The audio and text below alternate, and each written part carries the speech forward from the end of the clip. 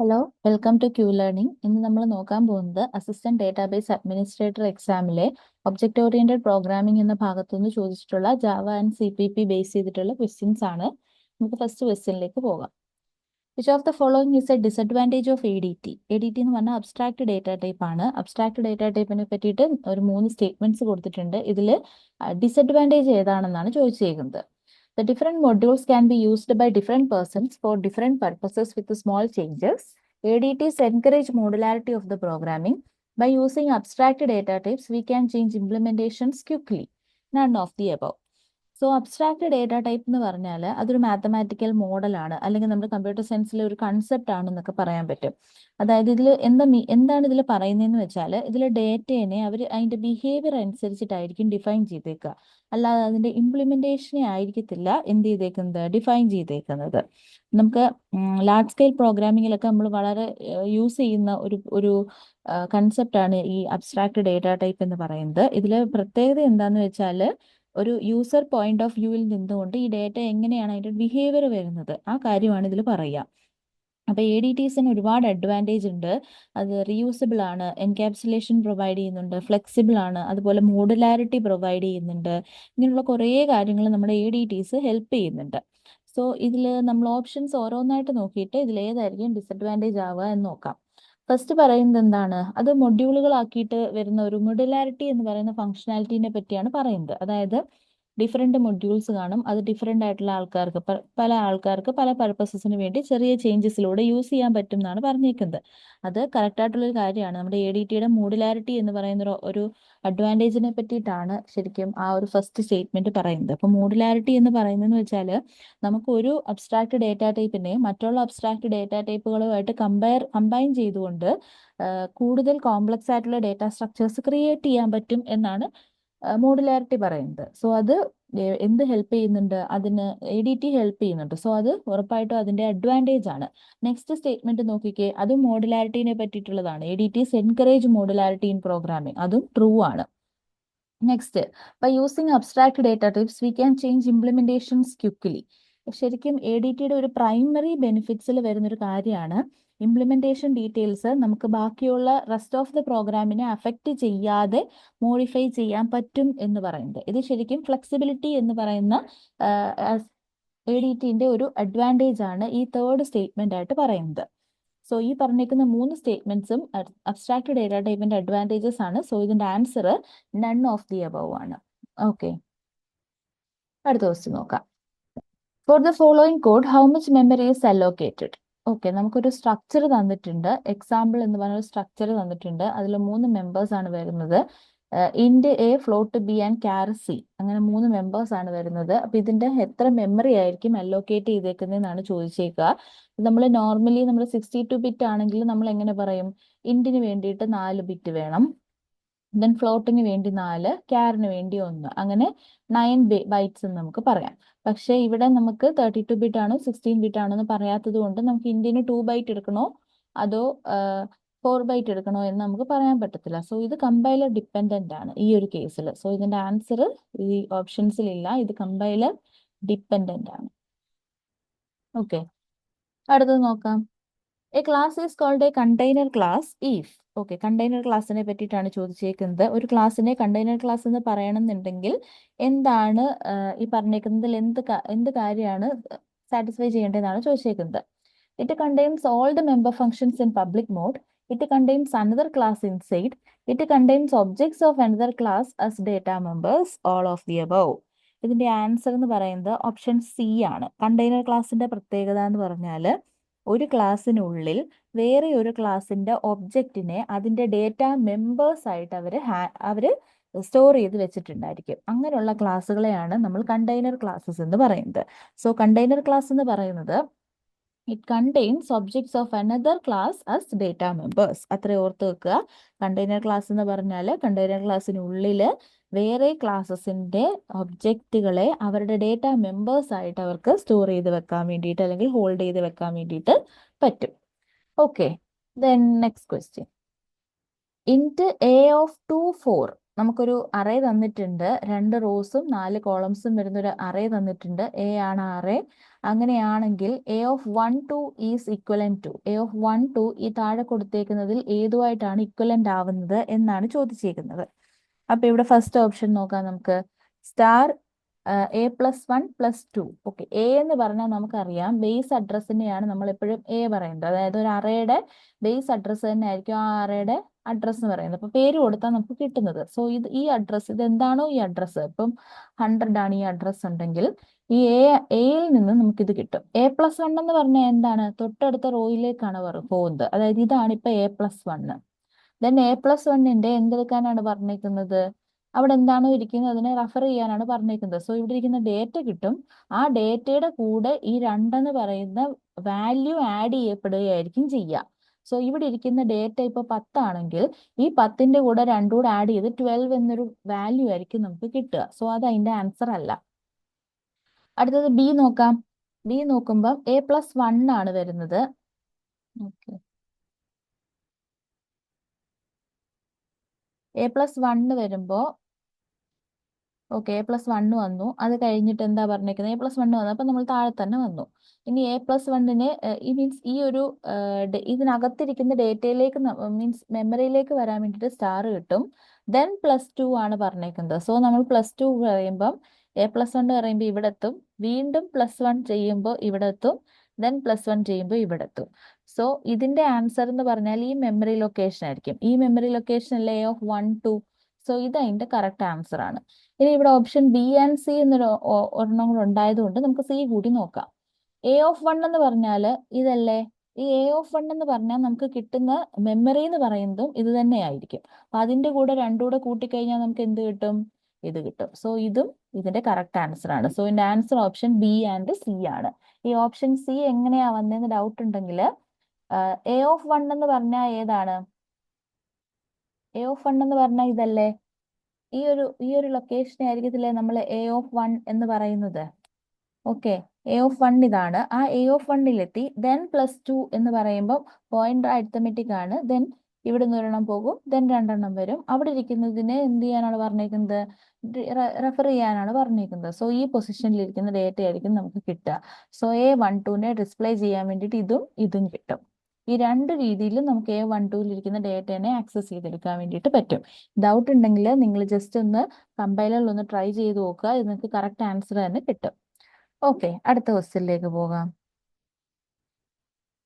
The feature which indicates code reusability in object-oriented programming. Abstraction, inheritance, encapsulation, polymorphism. ഇതെല്ലാം നമുക്ക് അറിയാവുന്ന കാര്യമാണ്. Object oriented പ്രോഗ്രാമിംഗിൽ വരുന്ന കൺസെപ്റ്റുകളിൽ നമ്മൾ കുറെ കൺസെപ്റ്റ്സുകൾ പഠിച്ചിട്ടുണ്ട്. ആ കൺസെപ്റ്റ്സിൽ റീയൂസബിലിറ്റീനെ ഇൻഡിക്കേറ്റ് ചെയ്യുന്ന കൺസെപ്റ്റ് ഏതായിരുന്നു? Of course, inheritance is the concept that indicates code reusability. So answer option B. Next, wrapper class in Java. ജാവയിൽ റാപ്പർ ക്ലാസ്സിനെ പറ്റിയിട്ടാണ് പറയുന്നത്. എന്തിനാണ് ഈ wrapper class use ചെയ്യുന്നതെന്നാണ്.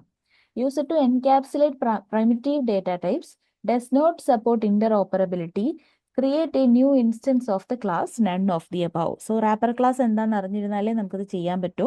So ജാവയിൽ wrapper class അല്ലെങ്കിൽ റാപ്പ് എന്ന് പറയുന്നത് എന്ന് വെച്ചാൽ നമ്മുടെ പ്രിമിറ്റീവ് ആയിട്ടുള്ള ഡേറ്റ ടൈപ്സുകളെ ഒബ്ജക്റ്റ് ആക്കിയിട്ട് കൺവേർട്ട് ചെയ്യാൻ വേണ്ടിയിട്ട് ഹെൽപ്പ് ചെയ്യുന്ന ടൈപ്പ് ഓഫ് ക്ലാസ്സസ് ആണ് നമ്മുടെ റാപ്പർ ക്ലാസ്സസ് എന്ന് പറയുന്നത്.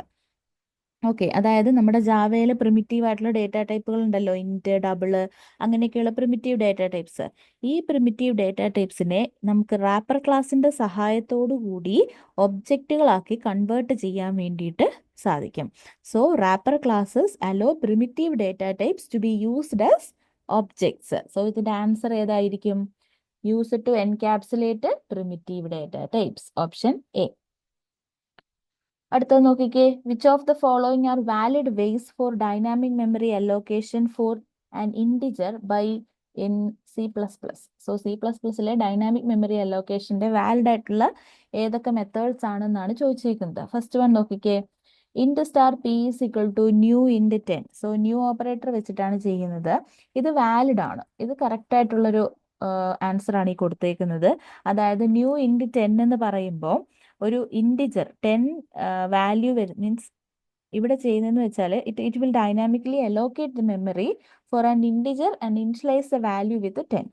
ഓക്കെ, ഒരു പുതിയൊരു ഇൻറ്റിജർ മെമ്മറി അലോക്കേറ്റ് ചെയ്യുകയും ചെയ്യും. ഇൻറ്റിജറിന് വേണ്ടിയിട്ട് ഒരു മെമ്മറി അലോക്കേറ്റ് ചെയ്യുകയും ചെയ്യും. അതിലേക്ക് വാല്യൂ 10നെ അസൈൻ ചെയ്ത് കൊടുക്കുകയും ചെയ്യും. സോ ഇത് കറക്റ്റ് ആണ്. ദെൻ നെക്സ്റ്റ് നോക്കിക്കേ, ഫസ്റ്റ് ഇൻഡ് സ്റ്റാർ പി മാത്രമേ ഉള്ളൂ. ഇൻഡ് സ്റ്റാർ പി എന്ന് പറയുമ്പോൾ അവിടെ ഒരു പോയിന്റർ പി ഡിക്ലെയർ ആയി. Then p is equal to new ഇൻറ്റ്.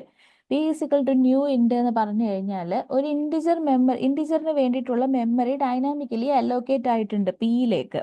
ഇനി star P is equal to 10 എന്ന് പറഞ്ഞു കഴിഞ്ഞാൽ ആ ഡൈനാമിക്കലി അലോക്കേറ്റ് ആയ മെമ്മറിയിലേക്ക് നമ്മൾ 10 എന്ന് പറയുന്ന വാല്യൂ കൊടുക്കുന്നു. സോ ഇൻഡ് സ്റ്റാർ പി എന്ന് പറഞ്ഞു കഴിഞ്ഞാൽ ഒരു പോയിന്റർ ക്രിയേറ്റ് ആയി, പി എന്ന് പറയുന്ന ഒരു പോയിന്റർ ക്രിയേറ്റ് ആയി. Then P equal to new int എന്ന് പറഞ്ഞാൽ ഒരു ഇൻറ്റിജറിന് വേണ്ടിയിട്ടുള്ള മെമ്മറി പിയിലേക്ക് അലോക്കേറ്റ് ചെയ്ത് കൊടുക്കും. ആ പിയിലേക്ക് നമ്മൾ 10 എന്ന് പറഞ്ഞ വാല്യൂം കൊടുക്കും. സോ ഇതും കറക്റ്റ് ആണ്. Then next int star P is equal to null. Okay, അപ്പൊ നമ്മളൊരു പോയിന്റർ നേരത്തെ കണ്ട പോലെ തന്നെ പി എന്ന് പറയുന്ന ഒരു പോയിന്റർ ക്രിയേറ്റ് ചെയ്തു. അതിനകത്തേക്ക് നമ്മൾ നൾ എന്ന് പറയുന്ന വാല്യൂ സ്റ്റോർ ചെയ്തു. ഇത് ഓപ്ഷണൽ ആണ്, നമ്മൾ റിക്വയർഡ് ആയിട്ട് ഉറപ്പായിട്ട് ചെയ്തിരിക്കേണ്ട കാര്യമൊന്നുമില്ല. ഇത് ഓപ്ഷണൽ ആണ്, എങ്കിലും ചെയ്യുന്നത് കൊണ്ട് പ്രശ്നമില്ല. നമ്മൾ ജസ്റ്റ് ഇനിഷ്യലൈസ് ചെയ്തു എന്നേ ഉള്ളൂ. Then p is equal to new int. പഴയ പോലെ തന്നെ നമ്മൾ ഒരു ഇൻറ്റിജറിന് വേണ്ടിയിട്ടുള്ള മെമ്മറി പിയിലേക്ക് അലോക്കേറ്റ് ചെയ്ത് കൊടുത്തു. ആ പിയിലേക്ക് നമ്മൾ 10 എന്ന് പറയുന്ന വാല്യൂ സ്റ്റോർ ചെയ്തു. സോ ഇത് മൂന്നും നമുക്കൊരു ഇൻറ്റിജറിന് വേണ്ടിയിട്ട് മെമ്മറി അലോക്കേറ്റ് ചെയ്ത് കൊടുക്കാനുള്ള വാലിഡ് ആയിട്ടുള്ള വേസ് ആണ്. സോ ഓപ്ഷൻ കറക്റ്റ് ആയിട്ടുള്ള ആൻസർ എന്ന് പറഞ്ഞാൽ option D, all of the above ആണ്. ഓക്കെ, അടുത്ത ക്വസ്റ്റ്യൻ നോക്കാം. In order to assign a value of 66 to the variable year, which of the following can be used within an applet tag. So applet tag നമുക്കറിയാം, ജാവയിൽ applet ഒക്കെ create ചെയ്യാൻ വേണ്ടിയിട്ടുള്ളതാണ്. അപ്പൊ applet ടാഗിന്റെ കൂടെ ഏത് മീൻസ് ഈ താഴെ കൊടുത്തേക്കുന്നതിൽ ഏത് രീതിയിൽ കൊടുത്താലാണ് നമുക്ക് ഇയർ എന്ന് പറയുന്ന ഒരു വേരിയബിളിലേക്ക് 66 എന്ന് പറയുന്ന വാല്യൂ അസൈൻ ചെയ്ത് കൊടുക്കാൻ പറ്റുന്നത് എന്നാണ് ചോദിച്ചേക്കുന്നത്. അപ്പൊ ഇതിന്റെ സിൻടാക്സ് എന്ന് പറയുന്നത് നിങ്ങളൊന്ന് ഓർത്ത് വെക്കുക. ഇതിന്റെ സിൻടാക്സ് എന്ന് പറയുന്നത് പരം മീൻസ് പാരാമീറ്ററിന്റെ ആണ് പരം. ദെൻ നെയിം ഈക്വൽ ടു എന്താണോ നിങ്ങൾ ഉദ്ദേശിക്കുന്ന പാരാമീറ്റർ നെയിം, ആ പാരാമീറ്റർ നെയിം നമ്മൾ ഡബിൾ കോട്ട്സിൽ കൊടുക്കുക. So parameter name then value equal to പാരാമീറ്ററിന്റെ വാല്യൂ എന്തോ അതായിരിക്കും വരിക. സോ ഇതാണ് ഇതിന്റെ സിൻടാക്സ് എന്ന് പറയുന്നത്. ഈ സിൻടാക്സ് വെച്ചിട്ട് നമുക്ക് ഇതിന്റെ ആൻസർ എഴുതിക്കൂടെ? എങ്ങനെ വരും? പരം നെയിം ഈക്വൽ ടു എന്താ? നെയിം ഈക്വൽ ടു എന്താ? നെയിം ഈക്വൽ ടു നമ്പറേ ഇവിടെ കറക്റ്റ് ആയിട്ട് വരത്തുള്ളൂ. So number value equal to 66. ഇങ്ങനെയായിരിക്കും ഇതിന്റെ കറക്റ്റ് ആയിട്ടുള്ള ആൻസർ വരിക. ഫസ്റ്റ് കൊടുത്തേക്കുന്ന ഇവിടുത്തെ ഗെറ്റ് പാരാമീറ്റർ എന്ന് പറഞ്ഞ് കൊടുത്തേക്കുന്നില്ലേ, ഇത് ശരിക്കും ആപ്ലെറ്റ് കോഡിൽ നമുക്ക് പാരാമീറ്ററിന്റെ വാല്യൂസ് ഫെച്ച് ചെയ്യാൻ വേണ്ടിയിട്ട് നമ്മൾ യൂസ് ചെയ്യുന്ന ഒരു ഫംഗ്ഷനൽ ഒരു ജാവ മെത്തേഡാണ് ഗെറ്റ് പാരാമീറ്റർ എന്ന് പറയുന്നത്. എന്തിനാണ്? പാരാമീറ്ററിന്റെ വാല്യൂസ് ആപ്ലെറ്റ് കോഡിൽ യൂസ് ചെയ്യുന്നത് എന്തിനാണെന്ന് വെച്ച് കഴിഞ്ഞാൽ പാരാമീറ്ററിന്റെ വാല്യൂസ് ഫെച്ച് ചെയ്തെടുക്കാൻ വേണ്ടിയിട്ട്. സോ ആപ്ലെറ്റ് ടാഗ് എന്തിനാണ് യൂസ് ചെയ്യുക? ആപ്ലെറ്റ് ടാഗിനെ പറ്റി പറഞ്ഞിട്ടുണ്ട്. Applet tag Java means web പേജിലേക്ക് ജാവ ആപ്ലെറ്റിനെ എംബഡ് ചെയ്യാൻ വേണ്ടിയിട്ട് യൂസ് ചെയ്യുന്നതാണ്. അതിൽ പരം ടാഗ് എന്ന് പറയുന്നത് പാരാമീറ്റേഴ്സ് പാസ് ചെയ്ത് കൊടുക്കാൻ വേണ്ടിയിട്ട് യൂസ് ചെയ്യുന്നതാണ്. അപ്പോൾ പരം ടാഗിന്റെ കൂടെ നമ്മൾ നെയിമും അതിന്റെ വാല്യൂവും നിർബന്ധമായിട്ടും എന്ത് ചെയ്ത് കൊടുത്തിരിക്കണം? പാസ് ചെയ്ത് കൊടുക്കണം. മസ്റ്റായിട്ടും ഇൻക്ലൂഡ് ചെയ്ത് കൊടുത്തിരിക്കണം. സോ ഇതിൽ പരം ടാഗ് യൂസ് ചെയ്തിട്ടില്ല, തെറ്റാണ്. ദെൻ ഇവിടെ പരം ഈക്വൽ ടു റേഡിയസ് ആണ് കൊടുത്തേക്കുന്നത്, ഇങ്ങനെയല്ല വരുന്നത്, അതും തെറ്റാണ്. പിന്നെ കറക്റ്റ് ആയിട്ട് വരുന്നത് param name equal to number value equal to 66 എന്ന് പറയുന്ന ഒരു ആൻസറേ ഉള്ളൂ. സോ ആൻസർ ഓപ്ഷൻ സി ആയിരിക്കും. അടുത്ത ക്വസ്റ്റ്യൻ നോക്കിക്കേ. Which of the methods R invoked when an applet begin. ഒരു ആപ്ലെറ്റ് ബിഗിൻ ചെയ്യുന്ന സമയത്ത് ഇൻവോക്ക് ചെയ്യപ്പെടുന്ന മെത്തേഡ്സ് ഏതൊക്കെയെന്നാണ് ചോദിച്ചിരിക്കുന്നത്.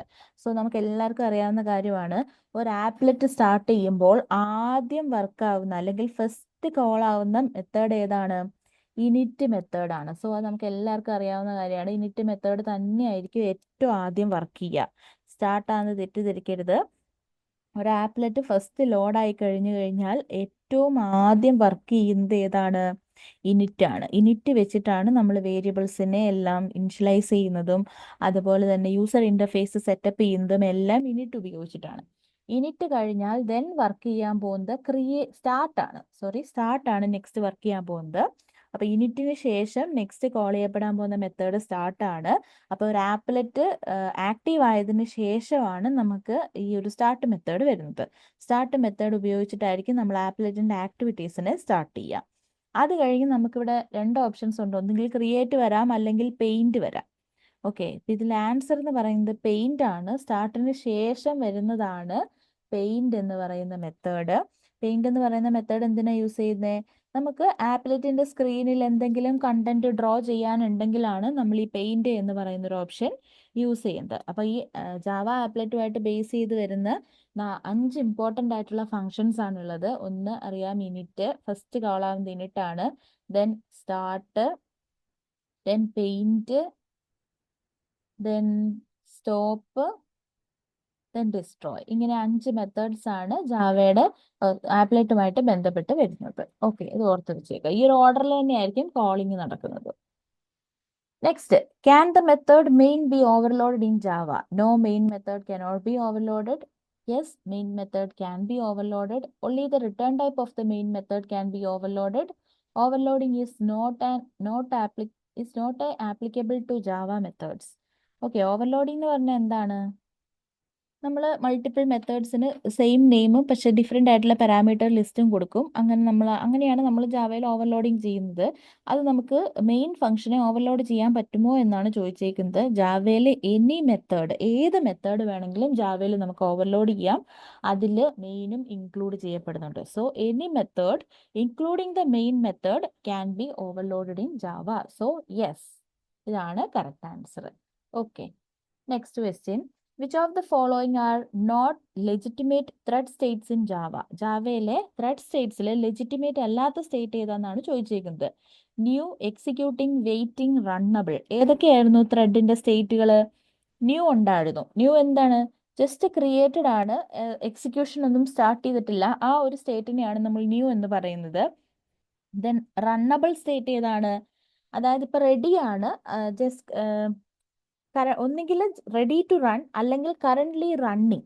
അപ്പോൾ ഒന്നുകിൽ ആക്റ്റീവായിട്ട് റൺ ചെയ്തുകൊണ്ടിരിക്കുന്നതാവാം, അല്ലെങ്കിൽ മീൻസ് റെഡി ആയിട്ട് ഷെഡ്യൂളർ പിക്ക് ചെയ്യാൻ വേണ്ടിയിട്ട് വെയിറ്റ് ചെയ്തിരിക്കുന്നതും ആവാം. ഇത് രണ്ടും നമ്മൾ റണ്ണബിൾ എന്നൊരു സ്റ്റേറ്റിലാണ് കാണിക്കുന്നത്.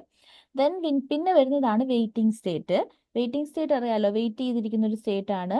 ദെൻ ടൈംഡ് വെയിറ്റിംഗ് സ്റ്റേറ്റും ഉണ്ട്. ദെൻ ടെർമിനേറ്റഡ് സ്റ്റേറ്റും ഉണ്ട്.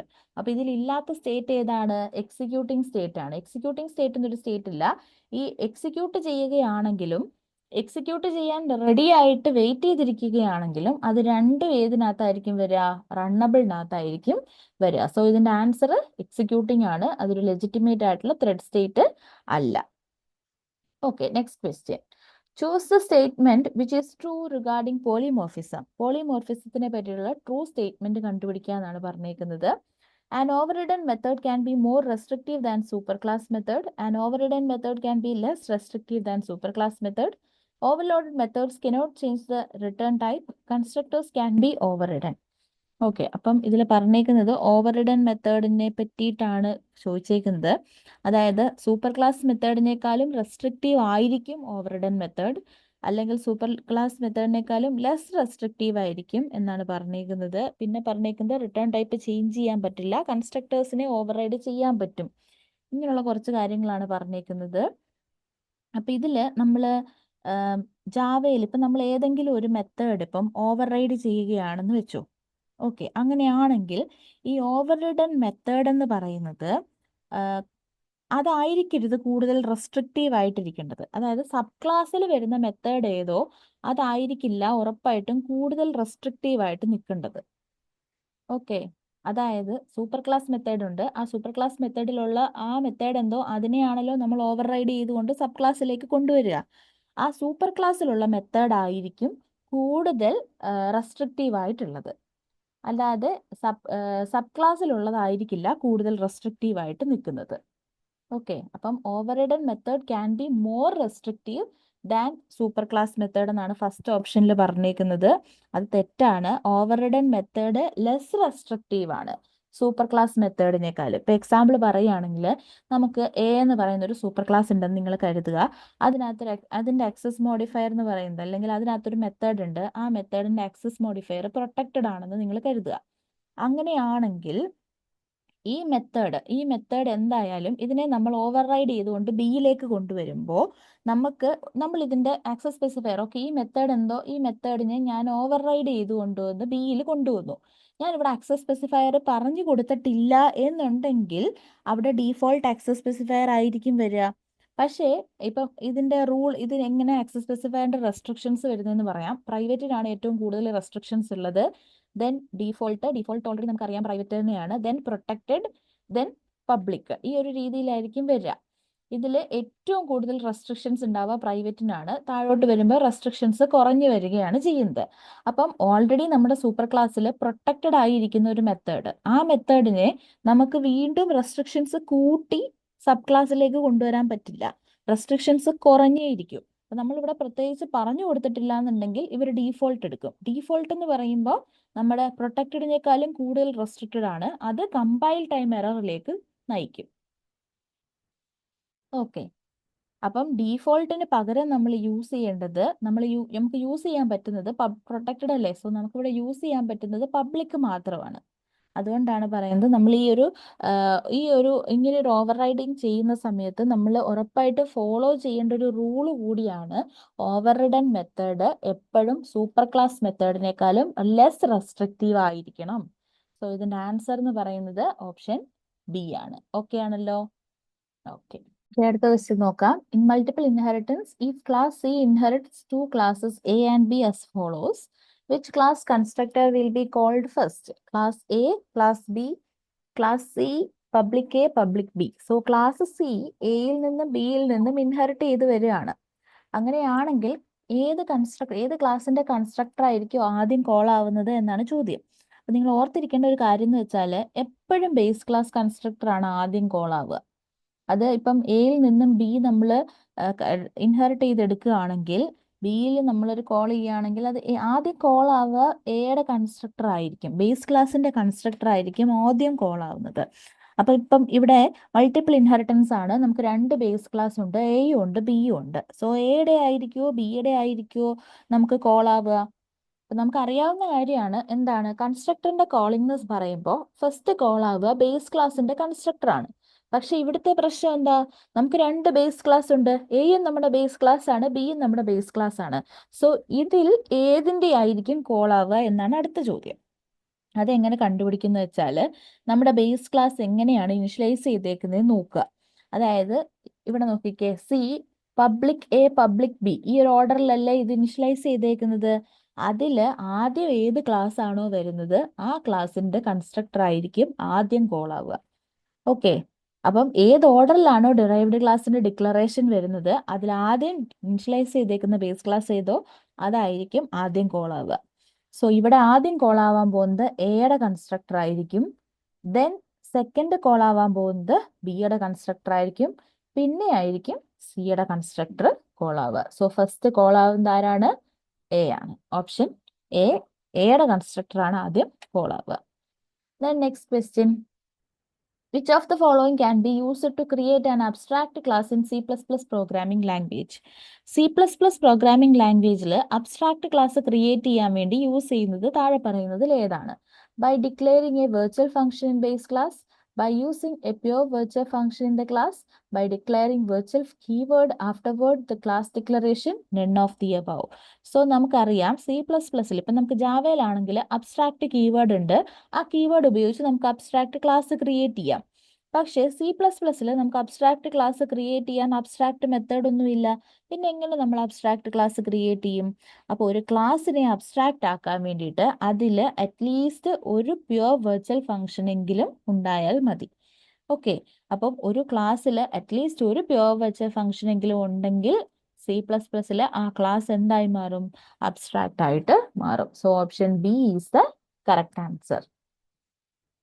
അടുത്ത ക്വസ്റ്റ്യൻ നോക്കിക്കേ, the concept of late binding can be implemented using. Late binding concept നമുക്ക് താഴെ പറഞ്ഞേക്കുന്ന ഏത് കൺസെപ്റ്റ് ഉപയോഗിച്ചിട്ടാണ് ഇംപ്ലിമെന്റ് ചെയ്യുന്നത് എന്നാണ് ചോദിച്ചേക്കുന്നത്. Static function, operator function, constant function, virtual function. ഇത് വളരെ ഈസി ആയിട്ടുള്ളൊരു ക്വസ്റ്റ്യൻ അല്ലേ?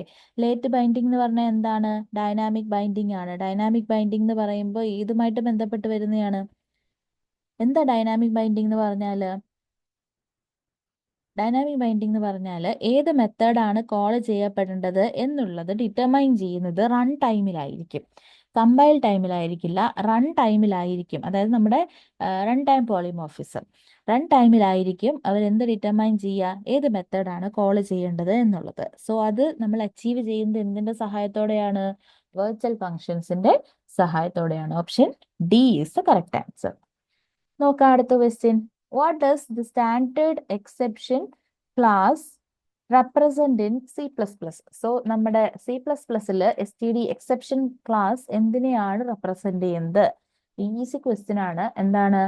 A specific type of error, base class for all standard exception classes, only runtime errors, only logic errors. ഏതിനാണ്? എല്ലാ സ്റ്റാൻഡേർഡ് എക്സെപ്ഷൻ ക്ലാസിന്റെയും ബേസ് ക്ലാസ് ആണ് എന്തെന്ന് പറയുന്നത്? Exception class എന്ന് പറയുന്നത്. So exception class is the base class for all standard exception classes. So option B is the correct answer. So ഇത്രയും question ആണ് നമുക്ക് assistant database അഡ്മിനിസ്ട്രേറ്ററിൽ ചോദിച്ചിട്ടുണ്ടായിരുന്നത്. നമുക്കിനി വരുന്ന നെക്സ്റ്റ് ക്ലാസ്സിൽ അടുത്ത ടോപ്പിക്കുമായിട്ട് കാണാം. Thank you.